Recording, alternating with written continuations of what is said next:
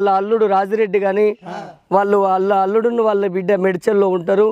వాళ్ళు కూడా మమ్మల్ని ఒక కుటుంబ సభ్యుల లెక్క మమ్మల్ని చూసుకొని ఆప్యాయతంగా మమ్మల్ని దగ్గర తీసుకొని మాకు ఏ బాధలు రాకుండా చూసుకున్న వారు వీళ్ళందరూ. చనిపోయిన వాళ్ళ అటువంటి చినరాజిరెడ్డి గారికి స్వర్గలోకం లోపల సక్కంగా నిద్రబట్టి వారి కుటుంబ సభ్యులకు కలల్ల నీడల్ల కనబడిపోవాలే ఓ రామ రామా.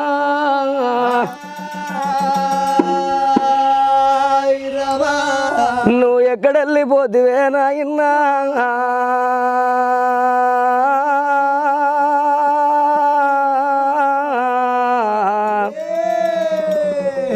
ఓ నాన్న రాజిరెడ్డి నీ ప్రాణం పోంగా నువ్వు ఎవరికేమో చెప్పిపోదివో,